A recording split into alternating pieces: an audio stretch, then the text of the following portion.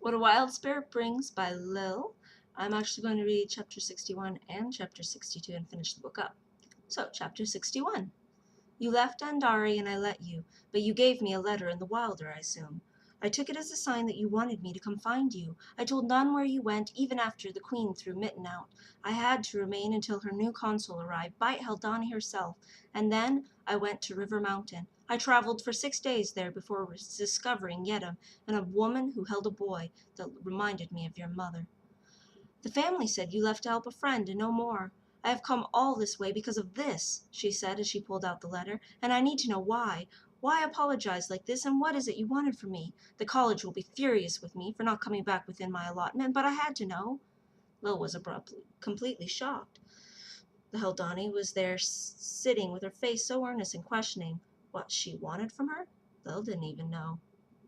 I felt ashamed of my behavior. I'm sorry, Gimph, Haldani. That's why I gave it to you. I guess I wanted you to forgive me. You were truly my friend, and I was sorry. Gimph's face tightened and was strained, her eyes wide, and she looked away. She was staring at the parchment in her hand grimly. The silence was strangling. I came all this way. Gimph whispered it with a smile and tears. She was breaking, and Lil reached for her, and the woman just looked at her dumbly.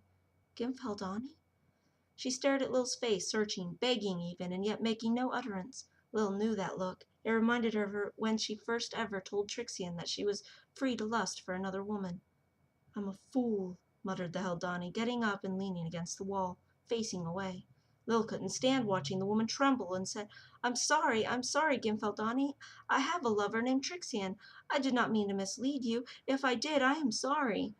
Gimph barked a laugh and scrubbed her tears. She looked back at Lil, red-faced and wet-cheeked. No, you never led me on, Lil. It was always me, and it was never me.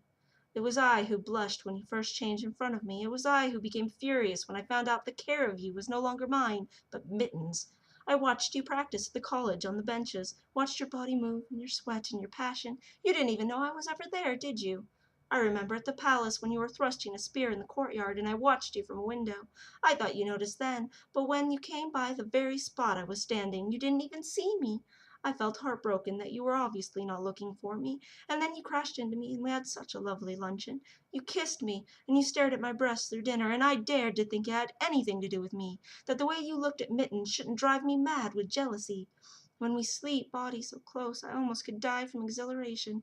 When you noticed my breasts half hanging out my dress before we went into the tongues, I imagined every dream was like the one you entered. In my dreams, I'm finally in your arms. You didn't rape me, Lil. I wanted it. I wanted you. I want you. I, I. It was never you. It was always you. Lil couldn't even begin to imagine Gimp being so obsessed with her, or that she had been so for almost as long as they'd ever known each other. The woman was there in front of her, crumbling on the floor, and yet she still couldn't comprehend it. Gimp had wanted her the whole time? The woman was not the most beautiful of women, nor ugly. She was only a little pretty and rather plain. She was the sort you liked but could forget easily. She was the sort who was used to being alone. Lil felt guilt tearing at her chest. She knew it wasn't her fault, but she felt it. She knelt down and held her, even though the sobbing Haldani tried to get away. Gimp had to be forced against the wall and pulled close, held against her will to be kissed. But once their lips locked, the woman let out a pained moan and clung to her. Lil kissed her and kissed her, trying to make everything all right. Furious with how futile her efforts were, Gimp clutched, desperate for her affection to be real. Finally she let go, and Gimp was staring at her, trying to read her face, trying not to show her desire, lips quivering and sniffling. Lil didn't know what to do. Trixian was her lover in the Wilder. Gimp wanted to be her lover here. Could she really expect this to go well? Could she really tell Gimp no? Those wet, huge eyes gazed into hers, and she knew she couldn't. She didn't have the heart to say it. This would end badly, but at least for now. She took Gimp's hand and led her away from there. Lil felt too constricted inside and needed to get out, to have open air to breathe in. They walked, holding hands, out of the building, but Lil swiftly noticed that most people were not comfortable with it at all. Some were even glaring dangerously. The city might be under a new law, but the people did not yet have new feelings towards same-gendered lovers. She guided the Haldani to the edge of the city by the Ongar, and there they sat on a sandy river bank. Gimp, I I don't know for certain what I feel. I know that. I'm willing to wait. I can't believe you're even considering me. What of this Trixian? I don't know. I see. They both watched the water run by under their feet, glistening in the sunlight. The humidity here was awful, and the bugs were buzzing so loudly that they almost drowned out thought. Almost wasn't enough, and Lil knew she had to come up with something. Does she live here? Will she see us together and be upset? No, well, I don't know where she lives now that I think on it. I've only ever seen her in the wilder. Then how do you make love? Gimph blushed and looked away, sorry she had asked. The wilder is just another world. What happens there is as real as what happens here. I see. Lil sighed. The woman was hurting. It was obvious, but Gimph was trying to be calm and hard. Control was the Haldani way, but still. Lil wished she could just start ranting or something, anything to make it easier to say that they were just friends. Weren't they just friends?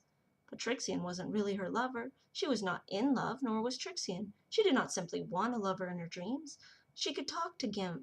She and Gimph actually got along and enjoyed the same things and had the same desires in life. Gimph was loyal and such a fine person. Lil studied the woman next to her. The Haldani was striving vainly to pretend she wasn't aware of the scrutiny.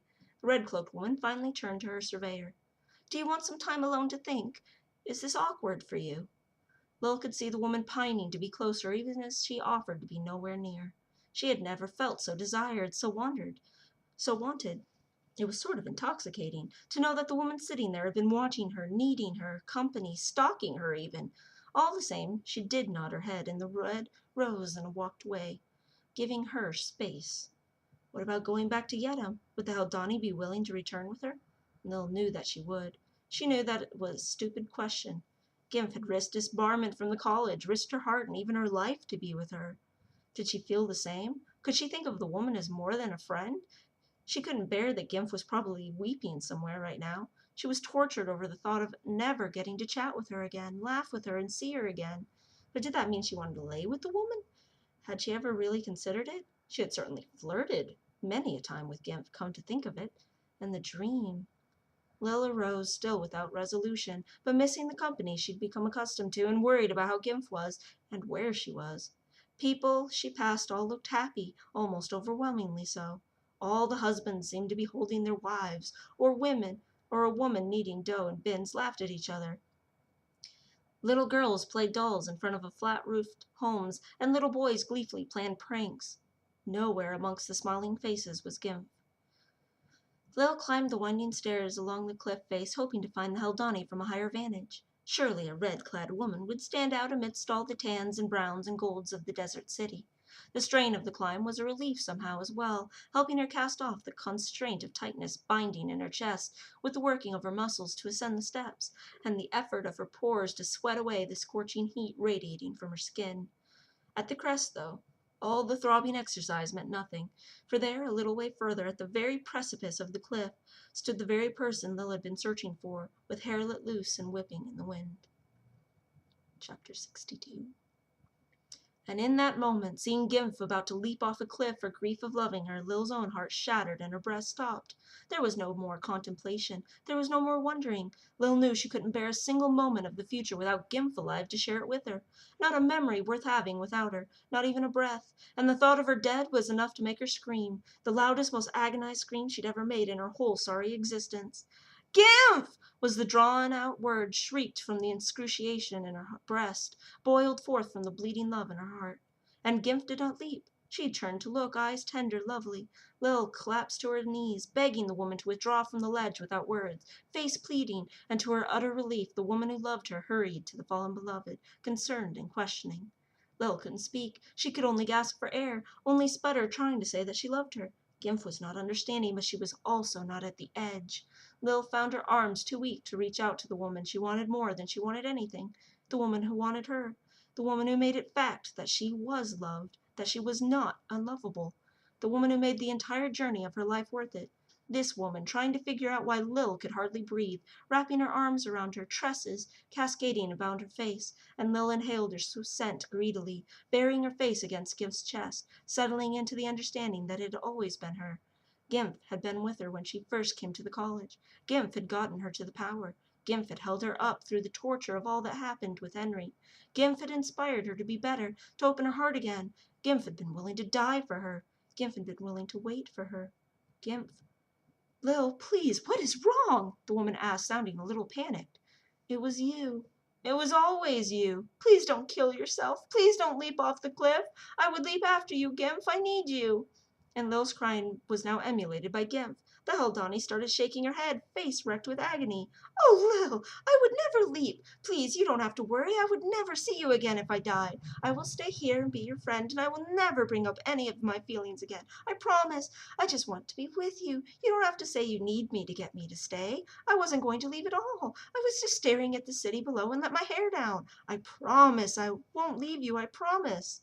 Lil shook her head too, but couldn't find words, so leaned forward to kiss the woman holding her.